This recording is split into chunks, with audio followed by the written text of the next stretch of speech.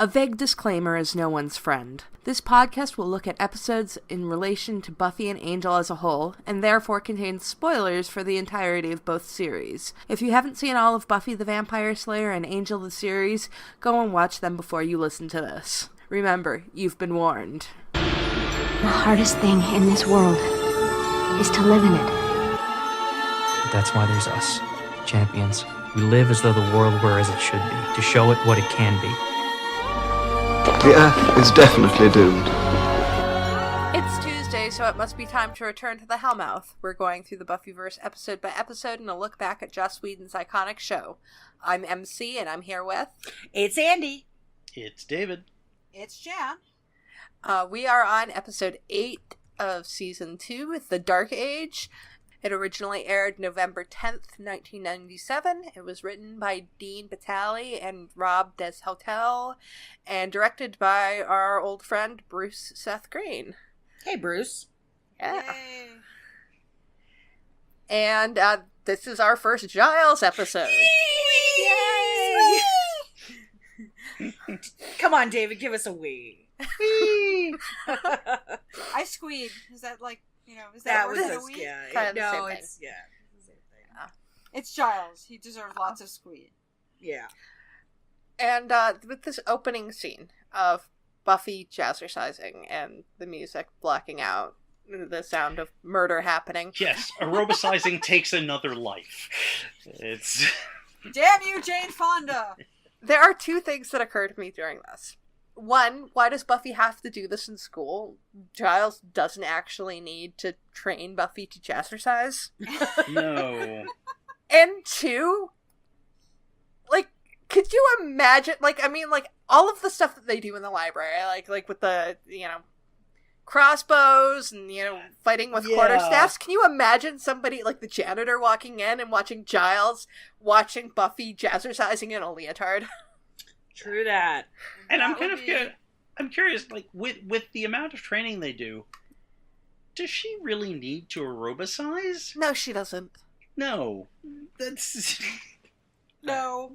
I mean, I wrote down, the moment you're middle-aged is, instead of identifying with Buffy, I would have, just let me have my music on. I'm just like, no, you're totally right, Giles, this is shit.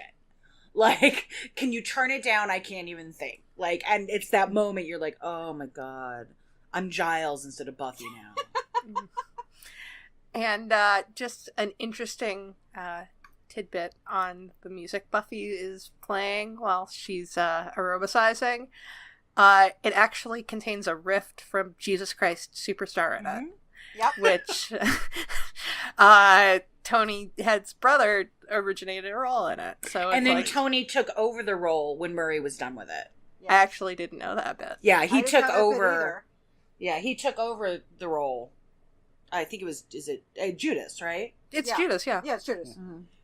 But now that you've mentioned Murray Head, I've now got an earworm of One Night in Bangkok in my head. Thank you. Oh, God, I'm so sorry. Yeah. Sorry, I'm just reporting the facts. No, I I know. know. It's just that I hear Murray Head and it clicks in my brain. So Yeah, no, me too. And I'm just totally, the urge to sing is so out of hand that we need to move on. yes. Okay. Anywhere but here?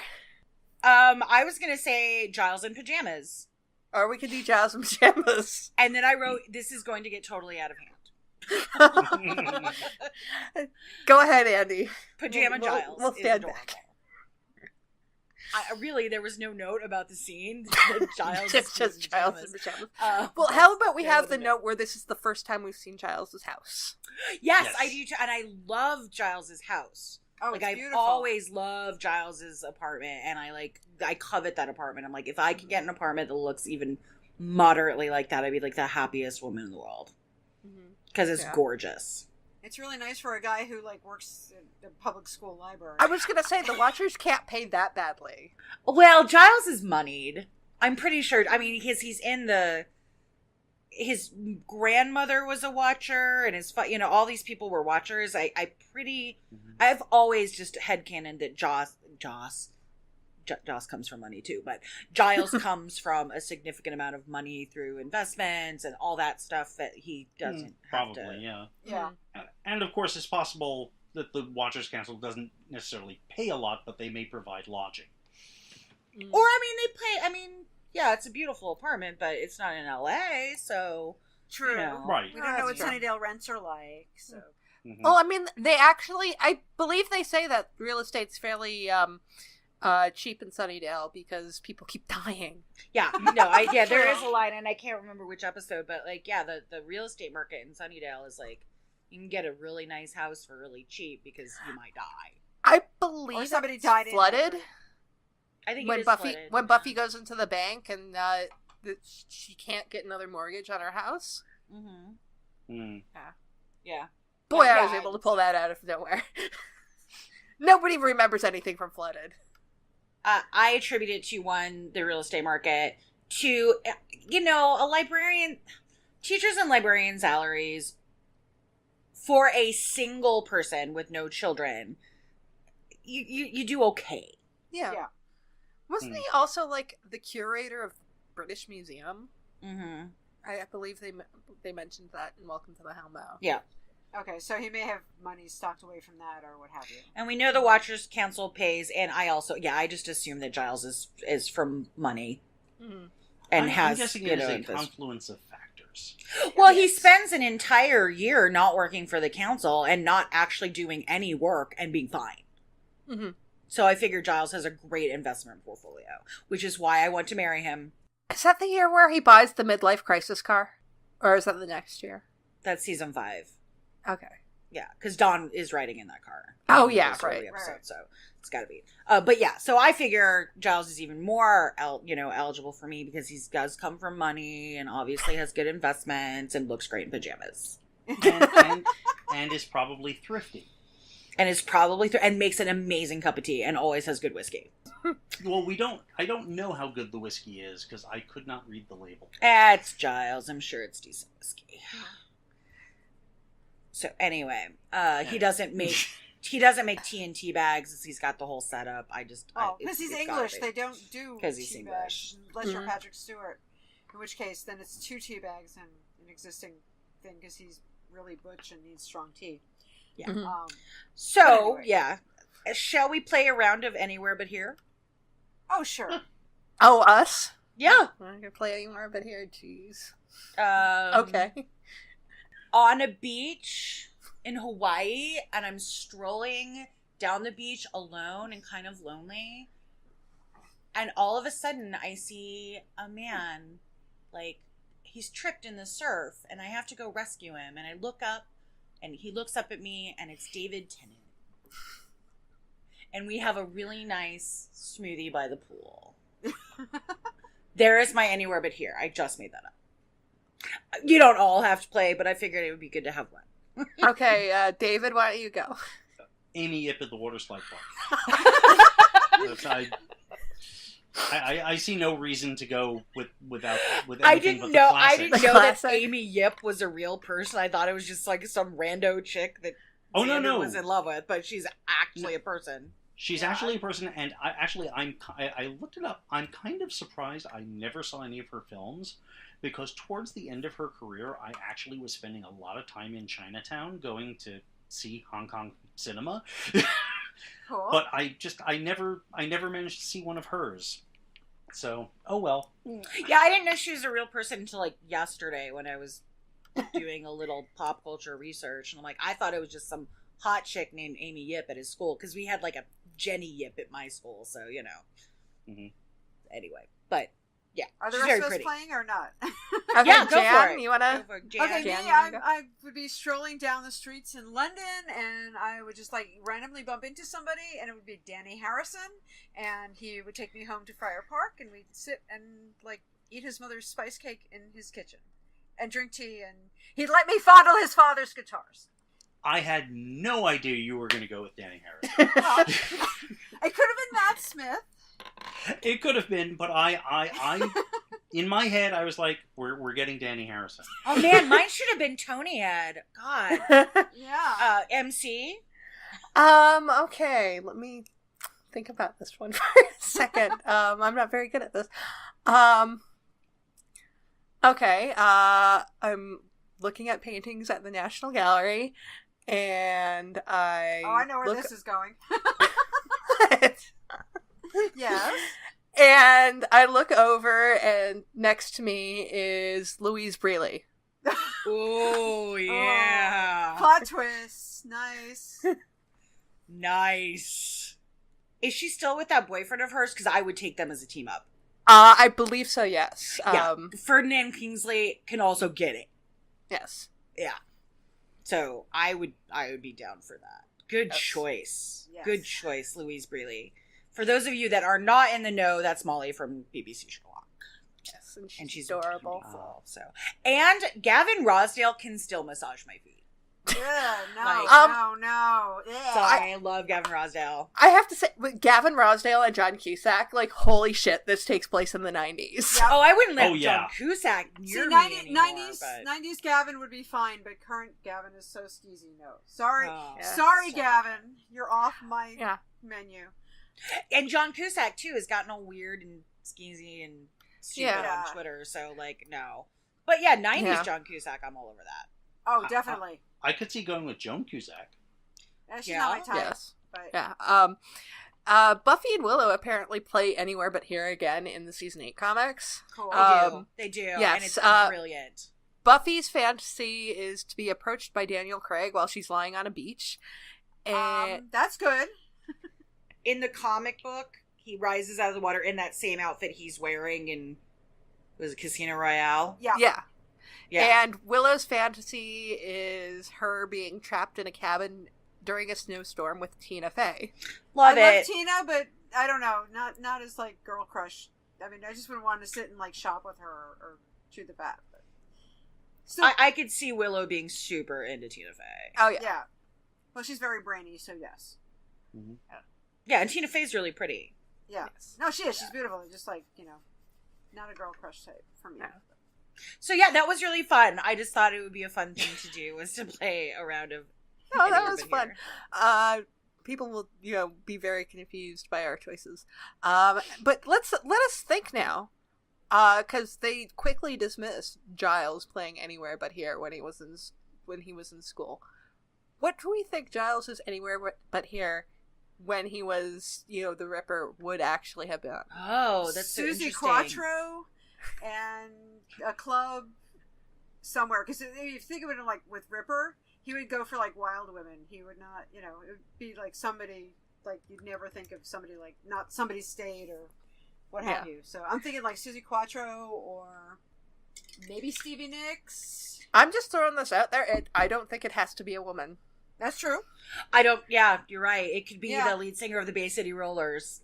Oh God, no. That seems really weird. No. I know, I find that's weird too. Yeah. But... I do not buy that Giles was a Bay City Rollers fan. No, he owns Cream Records. Maybe it was Eric Clapton. But not only that, Yeah. according to, certain sources, he was born in 1954, which means the Bay City Rollers He would've been basically 20. hit it big when he was 20. Mm-hmm. And they that's were, they were totally around the like time bubblegum. he was heading into being Ripper, and I'm like, no. He's not a Bay City Rollers fan. Do you think he's just messing with Buffy? Yeah, I think he's I just think so. taking this. Absolutely. Yeah, so maybe it's like Eric Clapton that he would Anywhere But Here with. Or maybe he likes for kind David of Bowie. this- it's got to be Bowie. Yeah. Oh, yeah, of course, Bowie. yeah. Probably Come on, Bowie. it's got to be Bowie. Or maybe he has a great taste like you, Jan, and it's actually Danny's dad, George. Yeah, well, except George wouldn't want to hang with somebody like Ripper. He would scare him. Yeah. But probably like Bowie or maybe even Mark. Mark Bolan? Mark Bolan. Yeah. Yeah, Mark Bolan. Mark Bowley, yes. That or would be a Iggy. good choice. Yeah, it would be a glam boy. Yeah. For what it's worth, the picture, I believe I read that the picture they find of Giles in his youth with his bass is actually a picture of Sid Vicious. That It is indeed. Pasted It is, Tony okay. Head's head onto. Which is so funny because you wouldn't, I mean, actually I've looked at pictures of young Tony Head and he was way more clean cut, so. Okay. Yeah. Well, yeah, but and actually he was a cute guy, but he's one of those guys that just got prettier with age, you know. Oh, yeah, really, definitely. Yeah. I mean, yeah, but even when, what was the show that he was on? Was it VR5? That he was on? VR5. Yeah, VR5. Even in the time between VR5 and Buffy, he got, like, so much hotter. I liked Yeah. VR5 though. Well, I mean, I like VR5 though, but just the couple of years maturity on him just really helped, made him even hotter. In my opinion. You just Yeah, have a thing I mean- for Tweed. Well, I have a thing for Tweed now because of Giles. yeah. It's like imprinted like a baby duckling. But I mean, like, he also looks super hot in the episode Band Candy when he's Oh, built up please. his Shoot, surrender. Louise. Eye candy, band candy. Yeah, no, So- I love it. I was looking at pictures of him from VR5, and he's really, really gorgeous, but not. There was a which is, we're going to talk about it. It's a shame that when men get to be 40, a lot of times they are seen as even more attractive, where the rest of us are getting, blown to pasture, So. Well, I mean, there's some women where it's just like you are like. Helen Mirren, I found Helen Mirren as an older woman to be much more attractive than when she was younger. Yeah, I mean, Yeah. she was gorgeous when she was young, but like age Yeah. and maturity have just like done amazing things to her. Yeah. So yeah, So yes, it's true, but a lot of time, especially for actors, yeah. Mhm. like, Oh, yeah. you're done. So, I mean, Sarah Michelle Gellar's around the same age as Tony was when he started this show, Yeah. and yeah, she did take some time off to raise her family, but she's not getting the kind of work that Yeah. Right. Men of her same age are getting. So Oh, Yeah. that's a whole nother rant about how that's a whole nother ramble, but yeah, Oh, definitely. That's actually a whole Amy Schumer sketch. But that is a whole issue. But yeah, Giles, yeah, Bowie, Mark Bolan for sure. That's maybe definitely. Iggy if he was feeling really down and dirty. Yeah. Maybe Lou Reed, but definitely like a glam boy. Yeah. So backstage at a club doing coke and stuff happens. Yeah. Or it could be all of them because he likes orgies. Yeah. Can somebody write this fanfic for me please, now? Thank you. I want it, Daddy, and I want it now. That's what he said. Okay, so how many of you guys still say it could be mathier? I don't say it, but I have to admit, I honestly don't see Giles as a math guy.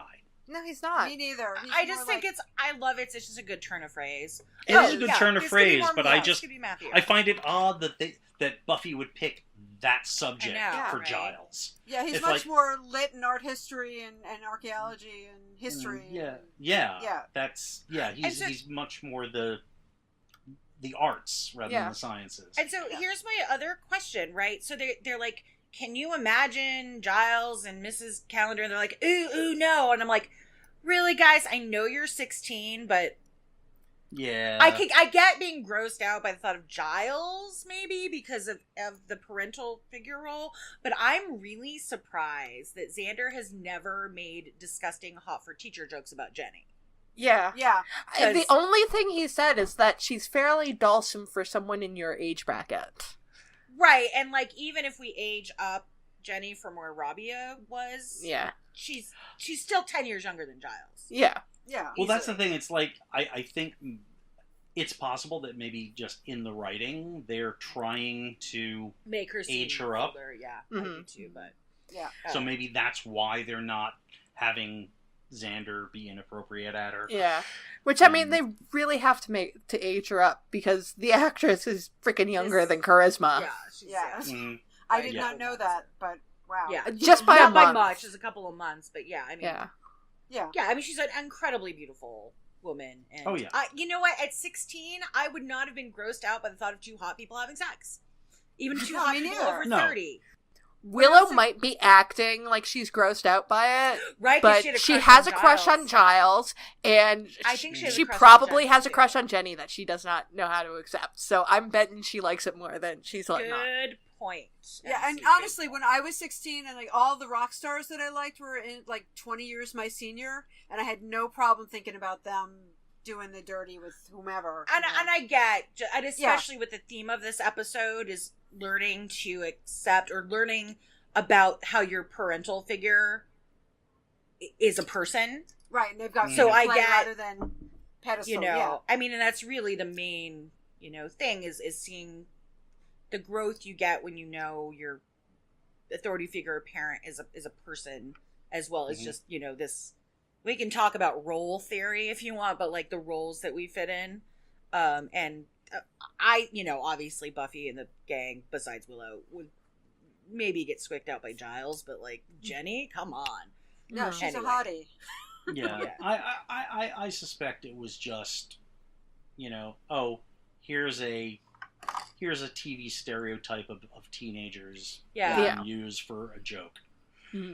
So Yeah, I just I found think it we like, may be reading we may be reading too much into this one. But isn't that what we That's do? the theme of our show. Is reading too much into We are reading things. too much into this. We read too much into it, and we like, I think, come up with some really great solutions on how to fix some of these problems Oh yeah. with plotting. So, you know, I also love that Jenny, like we were just talking about how Giles would like a very take charge woman or man, right? Someone a little, and Jenny is that person. Oh, right? yeah, If he's into definitely. like Susie Quattro, or he's into, you know, he likes a woman that speaks her mind and has her own opinions. And I love that Jenny knows what she wants. And she's like, why don't I make you squirm? And you know, and it's a sort of a finessed way of saying, would you like to have sex with me? Well, yeah, but it was really sexy to me. I mean, just It It's was. very sexy. just the way and- she says it and the line and like his expression are just like, okay, I need a cold shower now. Yes. It's like you guys are in a school. Yeah, and like sometimes innuendo is hotter than just like blunt. True. Right, Oh, they yeah. are at school, but she seems like a person that takes charge of her wants, you know, and is not afraid to talk about what she wants. You know what I mean? No. Yeah. In and out of the bedroom. Mm-hmm. So yeah, and it just I will say though, as much as I adore Jenny, I'm shocked that she survives the first few minutes of this episode. Oh, by talking about messing up his book? Yes. right. Like, I know. at the mention of dog earring, I'm surprised Giles did not just snap and strangle her.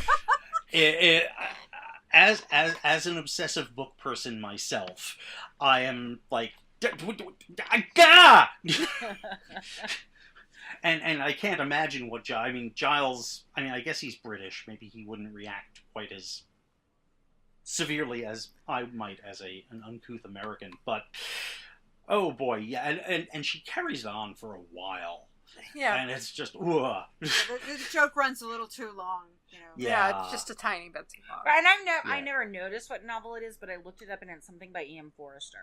So Yeah, it's it's the kind first of edition by romantic. Forrester. Actually, for what it's worth, I have no actual knowledge, but in Dusted, they suspect it is a C.S. Forrester novel.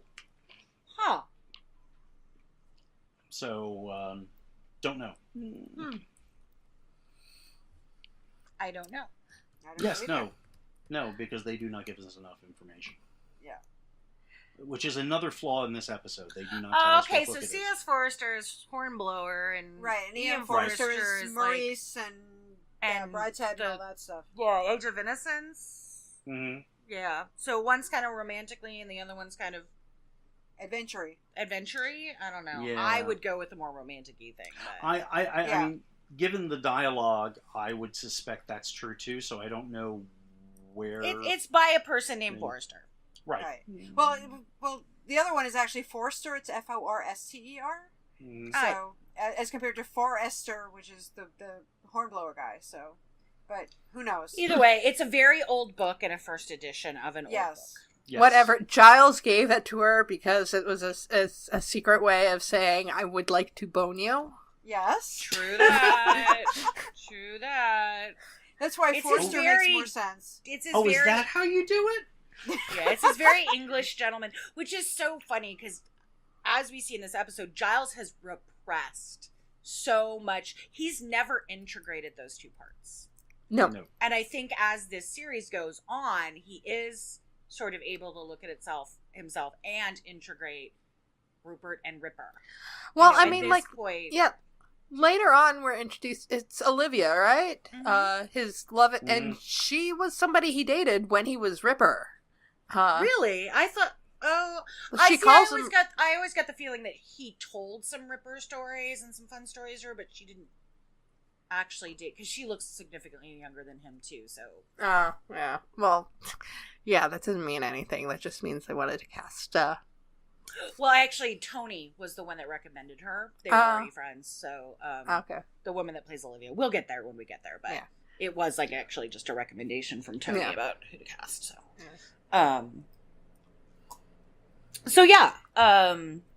but I mean, like, even having somebody come in later, because I mean, like, they do have her be an old friend, and she does call him Ripper.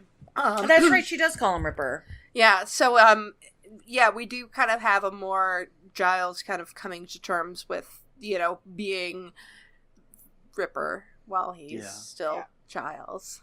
And I think the end of season 5, I think. Oh yeah. Where he does what has to be done. Yes. And I think by that point his main persona, if you will, is the Giles we know, but he is willing to accept that responsibility of the harsher part of his nature. I mean, we get a little bit even earlier than that in the beginning of season 3 when he's talking to Snyder. And Snyder doesn't want Buffy to come back into school, and Giles is like, "Would you like me to convince you?" Yeah. And one of the hottest scenes ever. All because of Armin Shimmerman, of course. Oh yeah, for sure. Yeah. Sexiest man alive. Oi, I love Armin. Shut up. I love Armin too, but standing next to Tony Head, I'm sorry. Well, yeah. Tony Head being threatening. Come on. Well, he comes up to Tony Head's elbow, so I know. Which probably said why. And we say this like once an episode, or at least every other episode. I love Armin Sherman. Like, it's like a theme, a running theme for this podcast. Oh, he's terrific. He's really fantastic. But, like, taking a sidetrack and talking about Armin is always something we do, and I love it. I love it because he deserves it. Hey, Armin Sherman, do you want to guest star on our podcast? That would be amazing. Call me. We will give you lots of love and lots of kudos. I do have a question about the police coming to see Giles. There's been a homicide on campus. Is the fact that absolutely nobody is even, like, aware that it's happened part of the whole Sunnydale syndrome? I think so. It must be. Because, and nobody's heard about it except for Cordelia, as we'll find out later. Yeah. Mm-hmm. Right, there's no, like, police line do not cross tape. It's just like, oh, this thing happened. It's like, it's you would expect ordinary day at school, but it's right. And Snyder doesn't know anything about it. Snyder doesn't know anything about it. Jenny doesn't know. You would think like the faculty might have discussed it. People dying at Sunnydale High is an ordinary day at school. Yeah, but I mean, this is why I'm saying that it is part of the Sunnydale syndrome. And I might go and make a list to find out all of the times we've had people die on campus. That sounds like a BuzzFeed list. The number of times people died in Sunnydale High. See which one you are. Tell us your favorite song, and we'll tell you which dead Buffy character you are. Yeah, unfortunately, Dusted keeps a running count of students and faculty who die at Sunnydale High, but not deaths on campus. Oh, I can find out. So, yeah. Actually, I think the Buffy Wikia has a body count list for every episode. Yeah. Whether that just be rando vampire or, they do. They do have I've got the page open right here, so yeah. Yeah, they've got a body count list. Yeah. So. Well, I mean, I can find out exactly where everybody does. Now, I would also like to talk about Cordelia's fantastic lines. I know she's awesome as usual. I know we talk about that in every episode, but it was a one-way street. I was going one way. Yes, that was wonderful. And why does everyone yell my name like that? Cordy does get some good lines in there. Cordy is great in this episode, and she's really integrated into the group. Yeah. Mm-hmm. It's a great episode for Cordy. And it was because she actually integrates herself. Yeah. Which I thought was great, because instead of people saying, do you want to help? She's like, wait, why aren't you, like, what am I doing? I can do things. Yeah. I care about Giles. Yeah. And she stops Ethan. Right. Yeah, she's the one that stops Ethan. Now, if she hadn't been there for the, tutorial, she wouldn't have just... They're still not in the place where they're calling her and going, Cordelia, we're doing a thing. But I don't think they ever get to that place. They never really get there. I mean, Xander, I'm sure, when they're dating, calls her up and says, hey, we're doing a Scooby meeting. Pick me up and we'll go over there together. But, besides when we've talked about this, the relationship with Xander... She's, which is why I think it was a great match for her to go over to Angel, because she was obviously wanting more connection with people, and not just her vapid friends. But the Scooby Gang never really fully let her. They never really accepted her the same way that the Fang Gang do. Right. But to me, it's sure. such a big step for her. The Cordy that we know really and is. love. Yeah. Yeah, which is wonderful, because I just think she's such a great character. I love Cordy because she is able to do this growth and start volunteering without losing her essential Cordiness until she gets over to Angel, but that is a whole different thing we'll get to. Let's not talk about that yet. Right, but within the Buffy, the Sunnydale world, she's like, I care about Giles. I'm like, well, go do this. And she's like, well, and she's fine. Of course, we've got the whole antagonism between Xander and Cordy here, which is like, oh, can we not tell by now they are setting them up for romance? We're only like 1 or 2 episodes away, aren't we? Yeah, we're pretty close, I think. Yeah. He shields her body. Yeah. When the thing with the fill up happens, he actually, that's the first person he's in front of. He rushes over to her, and it's kind of funny because it's like poor Willow is like the cheese stands alone there, because we don't have our Oz yet. Yeah, because the cheese is going to be standing alone much longer. So. I know, but it made me sad because it's like, Xander rushes to shield Cordelia and whatever with Buffy. It's just like, and poor Willow was like, I'm like, but what about Willow? So anyway, but yes, Cordy's awesome. Mm-hmm.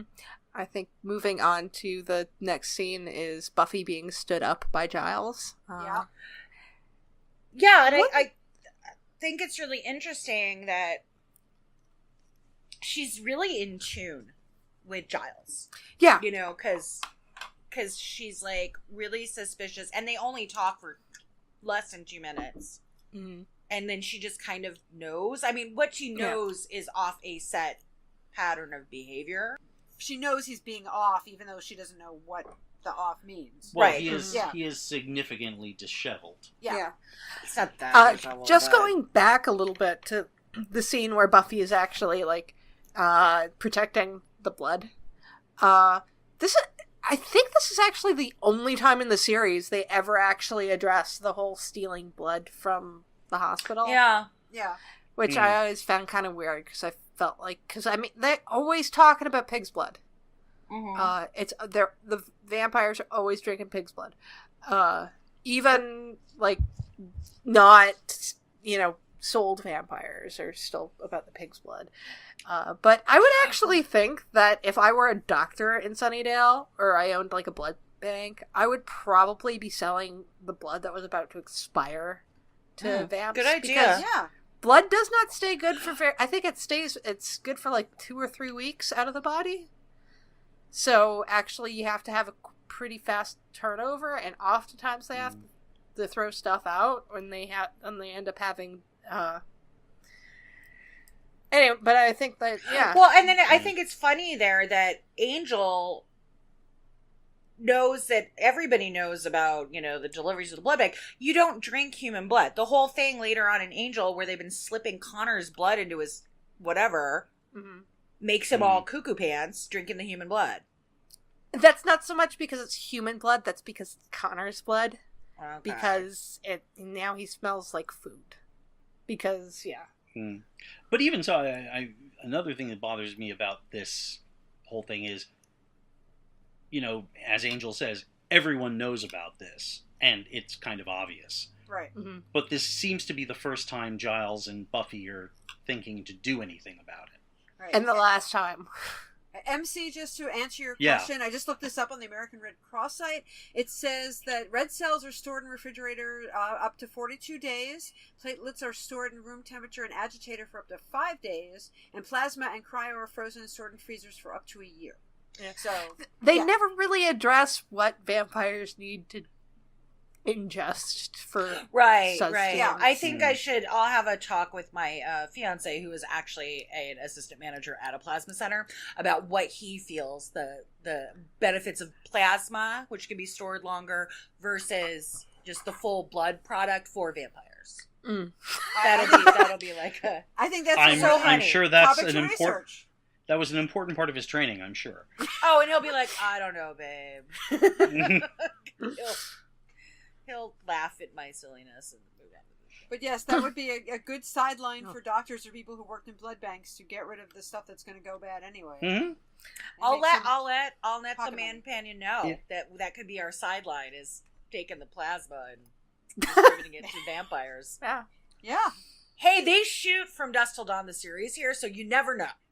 Mm. And I actually, I know that, people need to have blood for transfusions, but also, if vampires are going to be drinking blood, if they're drinking it from bags, it's better than drinking it from people. Right. Truth. Mm. And I think there's a vampire-centric episode of Psych, which has Kirsty Swanson in it, and there's all sorts of pop culture vampire stuff. But yeah, I think there was selling of blood from the blood bank there too. One of the guys was doing it, and so they got the joke, and I guess people in Sunnydale didn't. But anyway, I'm just rambling. This is kind of Tony has gotten to show some amazing stuff in the show so far. Yeah. But I feel like this is the first episode where he really actually gets to stretch himself. He is he's not just being the wise mentor who's giving Buffy sage advice. He actually gets to do things. This is definitely Giles gets to do stuff and emote and have and generally be an important guy. So yes, I do have a complaint though. The mark of Igon. That's supposed to be a 20-year-old tattoo. Yeah, okay. A 20-year-old tattoo that they did by themselves. Fuck you. Well, it is technically a mystical tattoo. I actually was wondering about that, but the same thing happens with Faith's tattoo, so I think it's just the fact that makeup artists, I guess, don't know what tattoos actually look like. and the fade and stuff. Hmm. Yeah, because I have several tattoos, and from I think the first one I got was from 10 years ago, up until 3 years ago, and none of them are black. All of them are black ink, but they're all just dark gray because that's what happens to ink. And it's not like Giles is getting his mark of Igon touched up. Yeah, right. And it also comes up later where Ethan removes his with acid. That drove me crazy. Why don't you why didn't you get them removed earlier so that? Yeah. Oh well, yeah. I could go on about that. That's part of my. Oh, that's one of my nits. What is wrong with what is Giles's problem? Sort of in general, why didn't he get rid of the tattoo? Why didn't he? If there is a ritual to deal with Igon, as they say, while researching it, why doesn't he know this ritual? Why is he's having the dream? So why is he not prepared for this? It's just, I can go on about that. Why are Cordelia and Xander the only students that are at the tutorial? Right, especially when Jenny was true, yeah. But I will say I did look it up, and sulfuric acid is a method for removing tattoos that has been used. Okay, I stand corrected because I was thinking that just looks painful and it. I thought my thought was sulfuric acid. Why aren't you using hydrochloric acid? That's a much more powerful acid. But I went and looked it up, and apparently, not recently, but in olden times, it was in early way of removing tattoos. Okay. Okay. And he had to do it pretty fast, so... Yeah. Yeah. Yeah. Yeah. Well, it just seemed to me like sort of shorthand TV thing, and I personally, because I'm wrong, I thought that the ink would have gone too deep to like, considering the amount of acid he poured on it that quickly, like it still wouldn't have, it would have taken off like the surface layers, but not necessarily all the way down. But I am wrong. Yeah. No, I had the same thought, which is why I looked it up. So. Yeah. So I know we're skipping. I'm going to skip to the end, only because it's relevant to the tattoo discussion. Right. First of all, when Buffy turns her back, there's no tattoo. There is not a tattoo. And no. two, I'm sorry, it's going to take more than your allowance to get a tattoo removed. Yep. Mm-hmm. And it's going to take more than one appointment. And I'm sorry, wouldn't you think Giles would have offered? Yes. Yeah. Yes. That was Yeah, one of my I first did things. think Like, that. this is not something she did. That was her stupid It wasn't mistake. her fault. Like, you would think that Giles, with his money, Giles, like I just said, would offer to get that taken. At the very least, why don't you just find some shady person to sell all of Ethan's stock to? Right. Because he just abandoned the store. Well, I don't think there's really much in the way of stock. There at were this boxes point. there. Yeah, but With- it's mostly yeah. what you see is like dummies and stuff. Those I mean, dummies I are don't- those dummies are worth a lot. Yeah, Are they're they? expensive. Okay. Yeah. Yeah, I don't think Giles and the are really. I don't think they really care. I don't think they want to deal with.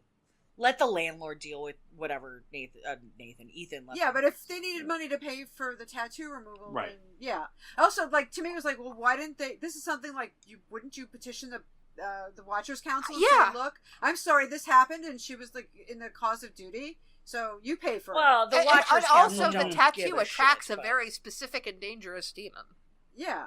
Yeah. who we find out Yes. in the comics is not dead. Right, because it jumped into a rat. Yes. Yeah. Fuck the comics.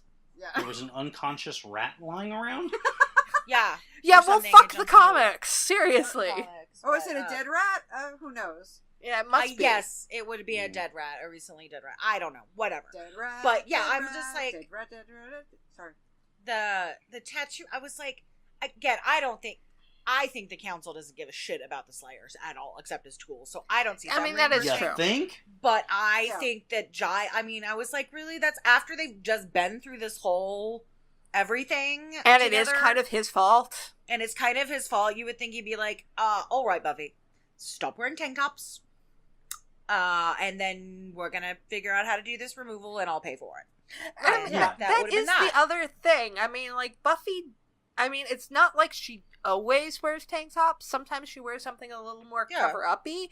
Why can't she wear something that, why is it just a little scarf that would not cover up that fucking tattoo? Why is she Right. still wearing a tank top? I Why don't isn't know. she... That is a costume Why aren't you wearing a design cute problem. little jacket? Right. See, I Yeah. wasn't actually clear how high up on her back Ethan put the tattoo. It is... In my head, I was like, oh, her hair's covering it. Well, her hair But is she had her hair pretty up. short. Yeah.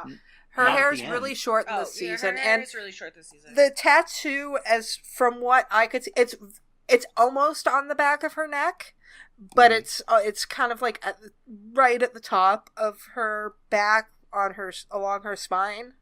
Mm, So it's like it's along her shoulder line. okay. But yeah, so I'm always just So like, clearly, yeah. Buffy is a terribly produced show. Why are we watching it? I don't, Because Giles is hot. Oh, okay. I'm sorry. I forgot. I knew there was a reason. There's a reason. There's a Yeah, but message I in think the we can message. all. The consensus here is definitely like, why the heck didn't Giles pay for it? That cheap bastard. No, absolutely. Right. No, that and then, was my yeah, first there's- thought. And was there's like, no way a 16-year-old's allowance would. Well, no. No, Cover it's like tattoos. thousands of dollars. So And Yeah. also, it's just like that. was she saving up for Louboutins if they were like, Yeah, I mean, I that just seems to be something that Giles would clearly take on as his responsibility. Yeah. I mean, it is his I mean, he is responsible for this. Yeah. So, I mean, Yeah, there's no You know. question in this case that, like, no. Yeah, Okay. this has Anyway. bugged me since 1997. I Just actually so you know. just looked up how much tattoo removal costs for something that size, which it's actually a fairly small tattoo. You're probably talking at about $250. Yes, but that's what not about bad. 1997 before they had all the it was not as easy to do it. Fair enough. I don't know. Yeah, Yeah. I mean, there's a 20-year window of technology with the tattoo removal. Yeah. Yeah. In any case, even if it was $10, Giles still should have paid for it. Well, yes, I'm not arguing with Yeah, that, no, but I but just I think we're all, like I said, we're in consensus that I'm a Giles- stickler for information. I know. No. This has bothered me since I saw this episode for the first time. It's like, what the fuck? That's not how it works. In Giles, you should be offering to pay. So bad Giles. bad Giles. Okay, no so- bad. Wait a minute. Did Andie just say bad Giles? Giles is a flawed human being like all of us. He just happens to be really pretty while he's being flawed. Yes. She's saying bad Giles in a way that she'd spank him while saying it. Yeah, I was just about to say, yeah. Bad Giles. I think there might be some spanking involved too. I'm really glad my mother does not listen to this podcast. A spanking, and then the oral sex. Thank you. Yeah. Well, they Thank you also for that. talk about Okay. Giles and orgies in this episode. Yep. Right. So yes. So Buffy sees Giles acting not like Giles Yes. Yes. and gets really suspicious, which I think is really interesting because she's going off a set of patterns of behavior that she knows is Yeah. normal for Giles. But what she's going to find out is she doesn't know Giles. And second of all, I'm sorry, you're not lost weekending if you have a couple of drinks in your apartment by yourself. Right. Mm-hmm. But I get that she's very... And, children often, all the time, perceive adults and parental figures in one way, and they do fail to see them as whole people, and it's part Yeah. of the stages of development, which is actually, if you look at Erickson's stages of development, she's right sort of on track on where she is actually supposed to be in her growth process, and this Right. is just sort of that. This show has always been about metaphor. This hellmouth in high school is hell is metaphor. And this is that metaphor for learning that your parent is a person. And they have more than one role. Giles is not doing well when Buffy No. sees him. I mean, because I believe she looks past him and sees the alcohol, and he's he's disheveled and he's confused. He doesn't remember what they were supposed to be doing, and he just seems not right. So Not I mean, right, yeah. she's exaggerating when she says lost weekending, but considering what Giles is usually like, I can see where she would, where the hyperbole comes from. Right, and I really think it does come from her being they are really in tune with each other. Mm-hmm. And I've said this many episodes. It's like they read each other really, really well. Mm-hmm. Like he did it in the last episode, Lie to Me, reading what she needed, from their conversation, and here she is reading him back. So Yeah. Also, I think the thing is, as is obvious from watching Buffy at all, her life is a totally upside down mess. And Giles is basically her anchor. Mm-hmm. yeah. And to see him like this, for her, is just, like, I think she just feels completely cast adrift. Mm-hmm. She is completely freaked out by this. And although she's obviously right that something is going on, I think there are certain, like, talking about lost weekending, and, she is overreacting in some specific ways to to what's happening with Giles, because she's so like basically her world has just blown up. Yeah, but that's what Andie was saying too. That's part of it. When you suddenly Yeah. realize that your parents have feet People. of clay, and they're people. They have feet of clay. They have flaws.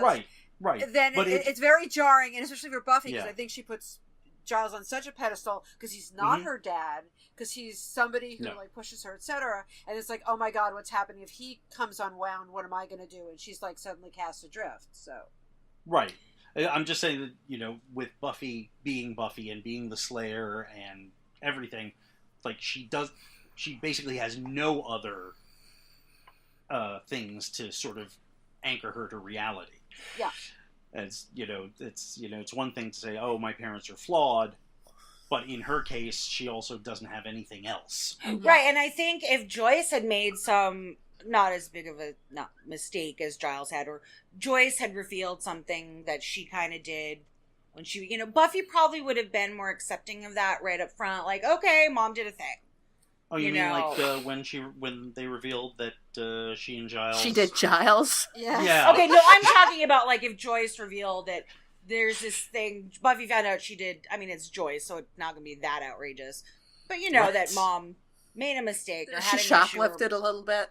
Yeah. Mm-hmm. When she or was she a smoked a teenager. joint, or, yeah.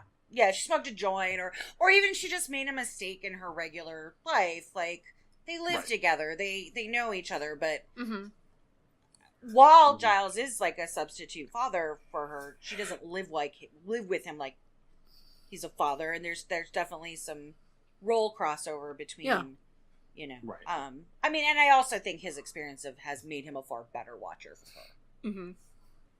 I was speculating to myself, Giles's experiences with orgies, with this, with that. I sort of kept thinking about, like, even if he had not been assigned to Buffy, say he'd been assigned to Kendra. Yes. I think he would have been he would have been a little more rigid because Buffy was going to push back against him no matter what. Mm-hmm. But I suspect he would have given Kendra more freedom and more comfort, even just a little bit of comfort instead of just treating without affection.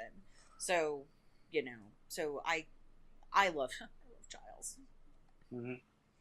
I just gonna end every sentence with I love Giles.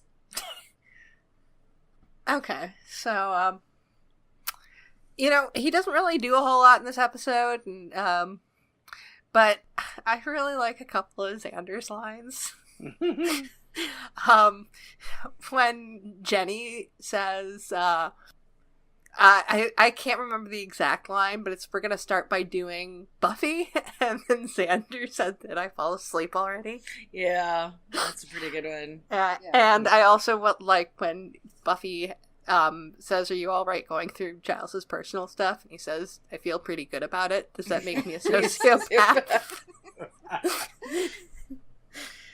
Yes. Yeah, he's not as much of a dick this week. He doesn't really do a whole lot. Yeah. He just kind of fights with Cordelia, and that's kind of it. And then he protects her, so yeah. Yeah. And it's clearly just because they're so into each other. And... Yeah. Mm-hmm. Totally. If Willow had not been there, they would have started fucking. Which we really should talk about Willow a little bit, because because she does have a big breakthrough. Yeah, this is after Halloween. Like, Halloween is the first time we really see Willow take charge, but this is just the next step in Willow taking charge, because now in Halloween she was kind of taking over for Buffy and leading the group, but in this she's taking over for Giles and actually doing the research and leading everybody, and and it's a role that fits her really well, and I think she probably should have become I think Willow does become a watcher eventually, but a different type of watcher, because by, the end of season 7, they're going to have to form some sort of Slayers Council. Or they do. We find out they about do, that. and I think it's really interesting that where we thought in these seasons that Willow was going to go is, like, to get watcher training, Dawn ends up taking over that role in that 7th season way more than Willow does. Yeah, that's because Willow kind of becomes... I'm sorry. Yeah, I was just about to start bad mouthing Willow. Right. So. At this point, I don't. Yeah, there's no Willow bad mouthing that I need to do right now. But I love that she's wearing her bossy boots. Yes. Mm-hmm. Yeah. And she says hell. She's hell. Yeah. I also really like what was it, like, we gotta work fast, and then she's sipping her tea. Well. And she's having tea just like Giles would. Yeah. Yes. Mm-hmm. Yeah. She's being Giles. And then she's the one that has the amazing idea. She's the one that solves this whole problem. Yeah. And that's really that's really great that she could figure that out.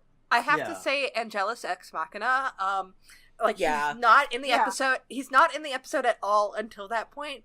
But it's actually kind of brilliant because it really does work. Like, it's like, oh, that's actually a good idea. Yeah, instead of telegraphing that he's the one or the reason for it, it's like, all of a sudden, oh yeah, we're going to bring him in because he's got this role. Yeah, it's not telegraphed, so it is. I think if you're watching this for the first time, you're really surprised by how they figure this out. It was totally unexpected. Yeah, it's a clever piece of writing. I am a little on the fence though, because I'm watching it, and I don't think I realized it until I watched it again now. Is like Willow says like, yeah, well, I wasn't absolutely sure it was going to work, and I'm thinking, oh, so you risked the possibility of Igon taking over Angelus. Well, yeah, that is true. Yeah, but they don't know how bad he is yet. It did work out, but that seems slightly reckless to just run in and do it without really giving it much thought. Yeah, putting it that way, she could have killed Jenny, Angel, and had Igon get loose, but also it worked. So, and I thought it was a fairly clever way of No, it is clever, but in retrospect, I'm sort of like, yeah, and also just because Willow will become a little reckless. That's later. true. Yeah, very, very true. So I'm sort of, thinking, maybe this is an early indication of her, not taking time to always think things through. Yeah. Smart as she is. I mean, part of it is having to. If Giles were available, that decision may not have been. She may have been, Giles, I have this really great idea. Run it by him and see what he thinks. But in this moment, she has to be a 16-year-old girl that has to make some kind of decision. In that moment, she has Xander and Cordelia. Right. So, true. It's like she has a lot of great minds to like ponder. Yeah. No, I mean you can certainly explain it, and it's and as the episode goes, it certainly works. But I'm just I'm sort of saying, oh, here's this little reckless edge to Willow that we have not really seen before. Yeah. And it will, and as I say, it will become more pronounced. Oh, it'll become way more pronounced. Well, yeah. I'm trying to think of the next time we really see it. Is it becoming? The next time we see her be a little bit reckless? I don't know. As we're watching episodes, I'm sure we'll... Yes. We'll keep a reckless watch. We'll keep a reckless watch, yeah. The slow downfall of Willow Danielle Rosenberg. Yeah. Yeah. So yeah, Willow's pretty great, and it's bossy boots. Yeah. Giles and Jenny at the end of this episode. Heartbreaking. Thank you, Giles. Yeah. I mean, I know Joss didn't write it, but this was like part of the grand plan. Oh yeah. And this keeps up for a couple episodes. This keeps up for actually a really I'm really upset at how long this goes on for. They don't get back together, really. Not really. Well, here's the thing. They settle things in, I believe it's Ted, that they kind of work things out between them because Jenny shoots Giles. And they end up kissing at the end of that one because it's a bookends thing where Buffy doesn't want to walk into rooms anymore.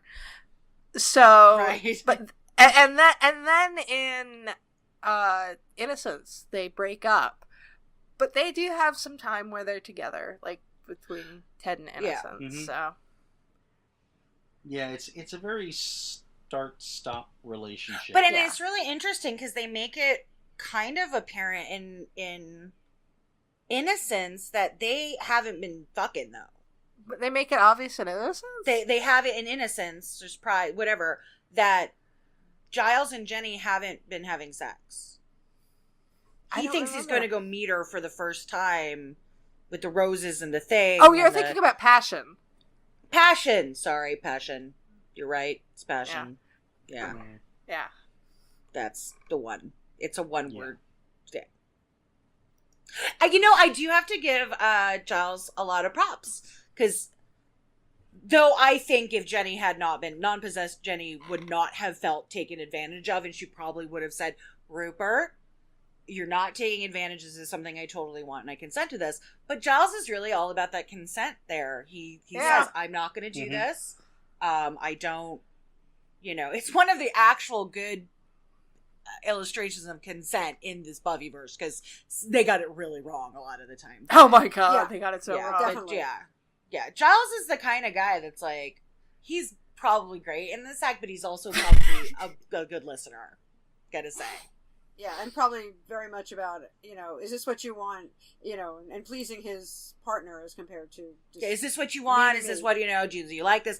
Except when he was with Ethan, and they were just, like, fucking going at it, like, without any... Well, they were probably also, like, stoned out of their minds and, like, just tearing each other's clothes off. And right, forget about that. Yeah, Giles and Ethan, they were getting up to a lot of stuff. Sorry, tangent. Well, since we are talking about, faux yeah and ho yeah and all this different kind of stuff, is it just me, or is Giles Igon's favorite? I think he is. Giles is everybody's favorite. I am the most predictable human being, really. I'm sorry. But no, it's clear to me that Igon is just all about, I want to be inside you. And doesn't really give a shit about the others. Well, based on the way that list is going down and who's getting taken out, Igon starts coming after Ethan next, right? Well, sort of, because Philip's all... Yeah. Well, Deidre, and then... I don't know. Deidre, then Philip, and then it's kind of... I don't know, it's unclear... that Igon is taking a preferred path. Well, I mean, it might just because he's like one of the main characters, but it did seem like Igon was much more interested in Giles than he was, and I think that it's possible that that's because Igon indicates that Giles was back in the day resistant to the whole process. So maybe that's like, you're the one that got away. Mm-hmm. Kind of. I also wonder, like, they do say that Ethan and Giles are the ones who discovered Igon, but I'm wondering if maybe it was more Giles? If maybe he was the first one to bring him in? Or even the thing, because, I think Giles is a fundamentally good person. Yes. Right? And so he's on this path to becoming a watcher, and his life is very much like Buffy's. Actually, it's more like Kendra's, where these are the things you do and these are the things you know. And he rebels, whereas I think Ethan was always sort of that guy. Yeah. Right? It's like going back to our conversation from last week about Ford, right? Yes. He was probably an asshole before he was sick. And in this case, Giles was a fundamentally pretty decent dude, and Ethan was not. So I think maybe Giles found the Igon information and thought, ooh, look at this cool piece of fact. And Ethan was the one that's like, oh, let's do something with that. Yeah, or one of the other people in the group, because... Right. Yeah. I think I would say it was Ethan, but... Well, yeah. Yeah. Well, Giles specifically says that Ethan and I found Igon, so... Yeah. Yeah. Yeah. Yeah. I get the feeling that Ethan was the kind of guy that like egged like Giles on, and also like kind of encouraged him to be a bad boy, like more so than he already was. Probably, yeah. Yeah, I think that's a great point, Jan. Yeah. Yeah, I have to. While watching this, I was wondering how much of Ethan and Giles as Ripper were inspired by John Constantine. That's a very good question. Yeah. Because you kind of put the two together, and you're like, "Yeah, that's Constantine." Yeah, I can see that. Well, they were kind of time-wise. They were pretty concurrent, weren't they? I'm trying to remember when Constantine was introduced. It's Hellblazer. Let me go look that up. I'm gonna. Yeah, well, he was originally introduced in Swamp Thing. 1993 was when Hellblazer started. So okay, so it would be earlier than that. Okay, yeah, okay. Swamp Thing was June of 1985. He was the first to appear as a supporting character in the Saga of the Swamp Thing, number 37, June 85. Right. So yes, definitely. Yeah. So but I mean, Hellblazer, you said was what, 93? It was 93. Oh yeah, and I mean we know that Joss and a lot of these writers read comic Yeah. books. They're Oh, yeah. nerds. They're nerds, and They then nerds. and then John Constantine. Some of them even write comic books. John Yeah. Constantine shows up all over the place in Neil Gaiman's Sandman, which Yeah. I think it was before Sandman they was actually 89, I think. 89 is when it started, and Constantine shows up within the first 6 or 7 volumes. Yeah, he's and then Yeah. definitely in the first. Well, and then basically, he if goes it's- on to Cryptids and Hellblazer. Nocturnes. Yeah, If it's DC occult, Constantine will show up somewhere. yeah, for sure. But I mean, he hadn't been launched into his own series yet, but he definitely was around in the DC Occult-verse. But okay, everybody read those comics because they're really good. Yes. Vertigo. So, does anyone have anything else to say? Robin Sachs's biceps look amazing when he's pouring the acid on them. I think that is a sentence that has never been uttered before. No, it hasn't. No, he but has it really needed nice to be uttered. biceps. Like, it needed to be in there. Because he's really cute, too. And we miss him. He's lovely. Yes. Yeah. Everybody I know that had met him at conventions said he was really a good dude. Oh, just because we were talking about it, Constantine showed up in Sandman number 3, which was Okay, March of '89. So, Well, there you but go. Sandman actually met Constantine in Hellblazer number 19 first. So, but I don't know what the date of that was. So, Yeah, well, in any case, yeah, there was definitely a Constantine was a presence. Yep. I always want to. the Vertigo I want line. more fan fiction about Giles's younger years, and I want to know more about. Well volunteered. I'm a still terrible sad writer. that we never got Ripper the series. 'Cause Oh, You yeah. know, and I love fan fiction and I love shipping stuff, but I also sort of kind of lament not having a lot of Jen fiction where, like, You I want don't to read need fanfic of Ripper where it's not just entirely Ripper? Yeah, I'm not Ethan? saying that I don't want to read about Ethan and Giles. Like, I'm totally down with it, but, like, You want to know the history. I want to know the history. I want to, I don't want to read 2,000 words of porn. I kind of like to know my, but anyway, so someone write me that. That would be amazing. You might know somebody that would be Armin willing to do Shimmerman, that. while you're just debating coming on our show, Armin write that Shimmerman, story. write me a fanfic. Oh my god, that would be amazing. Thank you. Can you imagine? Please come on my podcast and write me fanfic, sir. I think actually, in this case, we're probably better off aiming at Amber Benson, but That's true. Girl crush. Yeah, but Armin? yes. But Armin! Oh. Yes. But I really love, my final thoughts are, I love the way that this changes and affects Buffy and Giles' relationship. Mm-hmm. And it really, I think it helps them both grow. Yes. Because she realizes that, she realizes you can't always count on Giles. Most of the time, like 95% of the time you can. But she learns how to sort of troubleshoot something by herself and sort of recognize, behavior and pattern. She's learning. She's 16, so she's soaking it all in. And then, it makes Giles realize that he can be a person.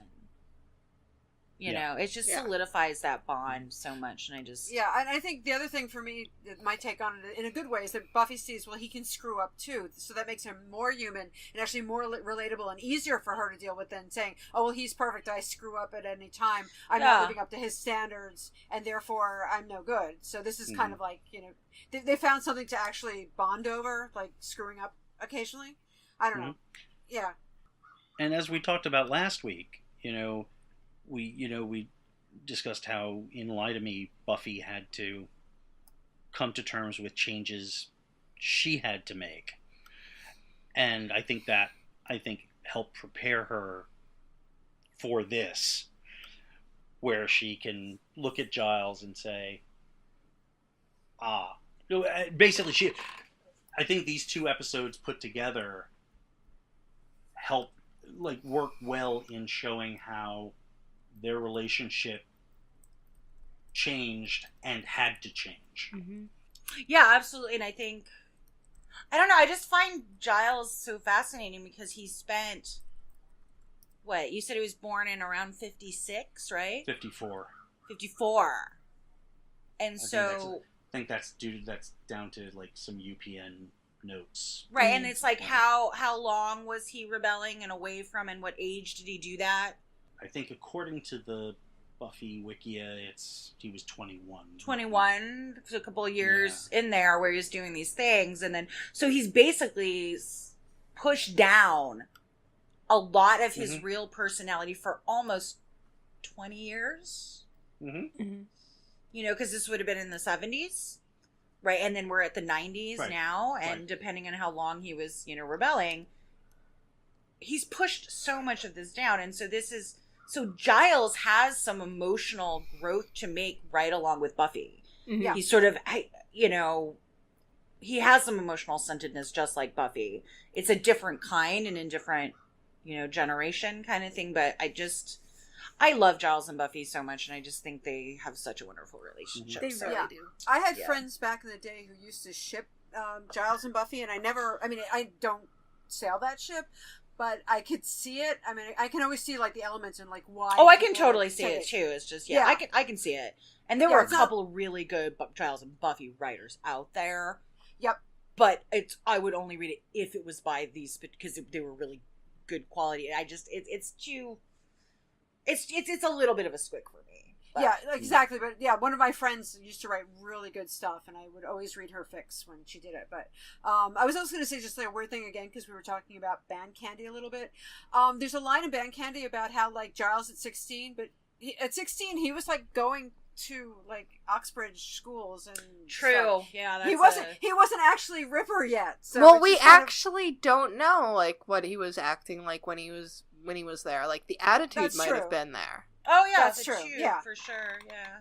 Yeah, but it's more like Buffy and Willow like sort of being like, oh yeah, Ripper like demons and stuff. But that seemed to be like after he dropped out of uni and like went to London.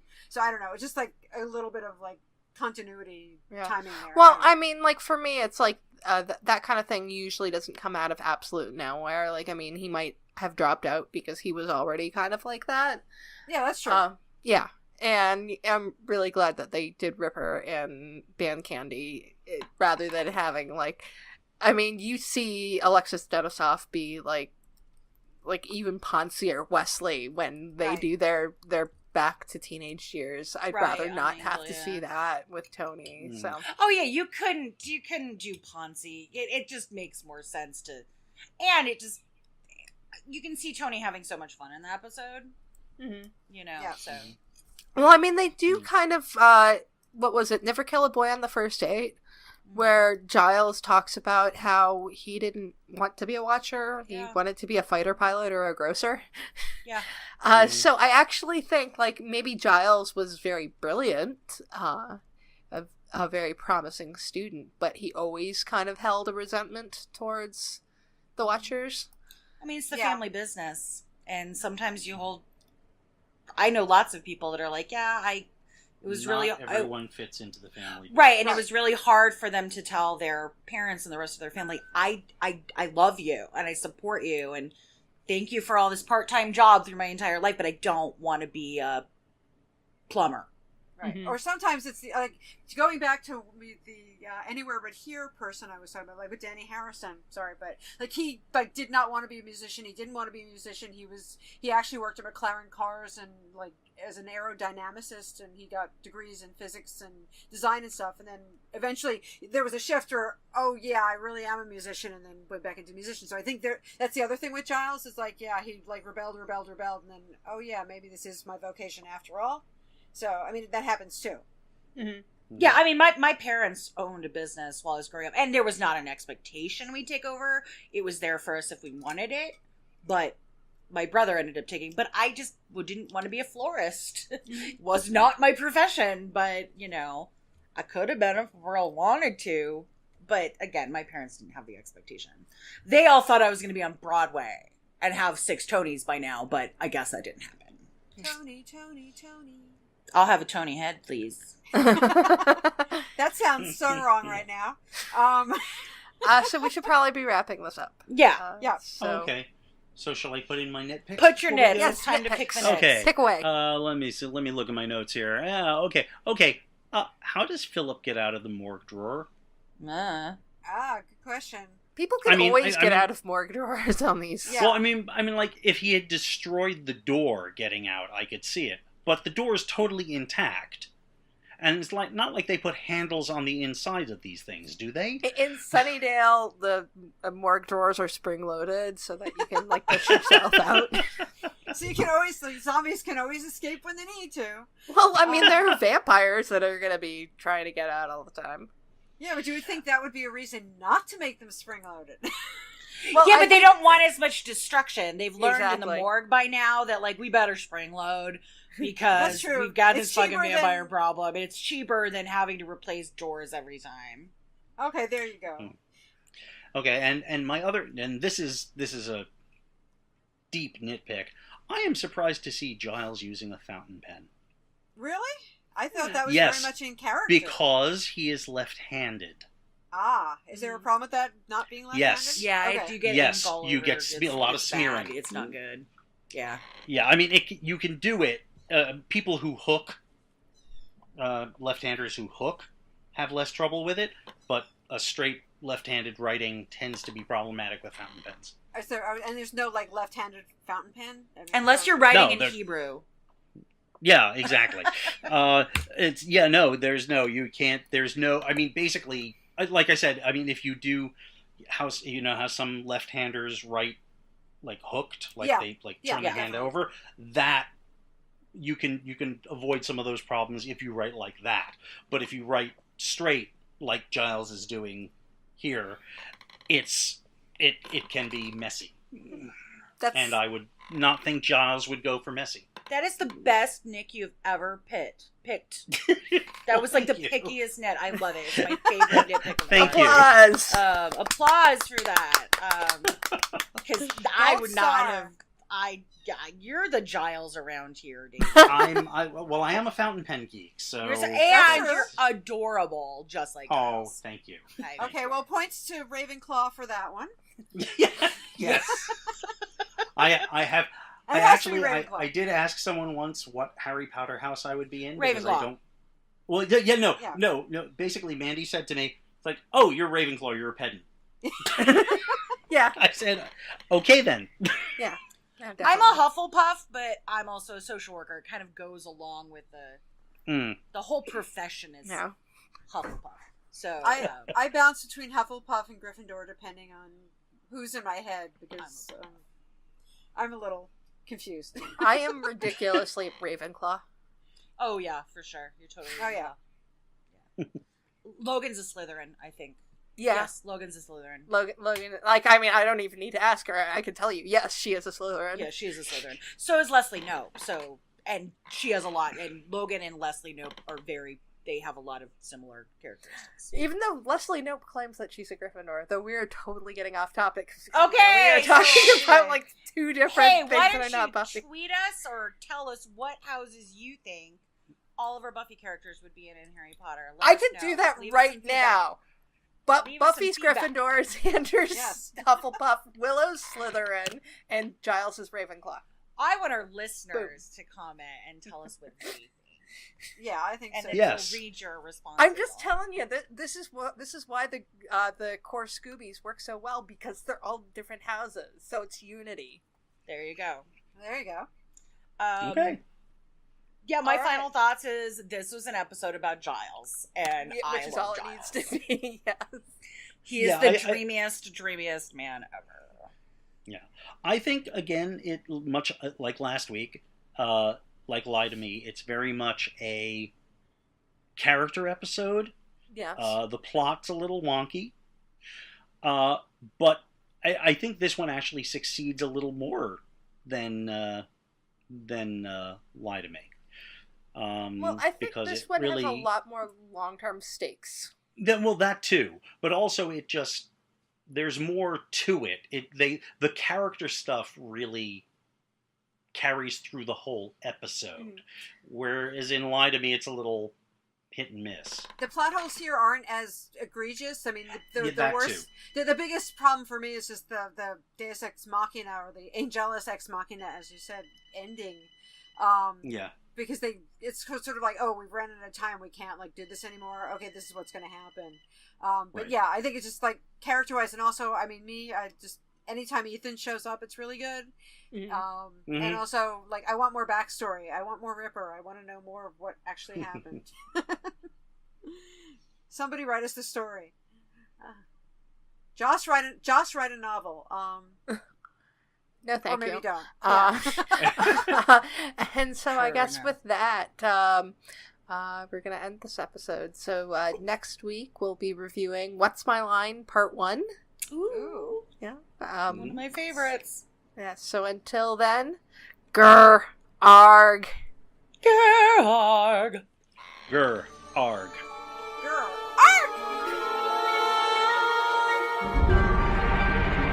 We'd like to thank everyone who downloaded the podcast, and an extra special thanks to everyone who shared, liked, and subscribed on social media.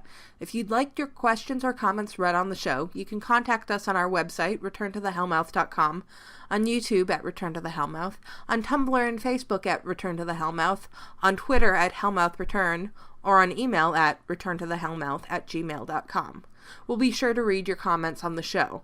Be sure to rate our show at iTunes and Stitchers. See you on Tuesday for What's My Line Part 1. Grr, arg.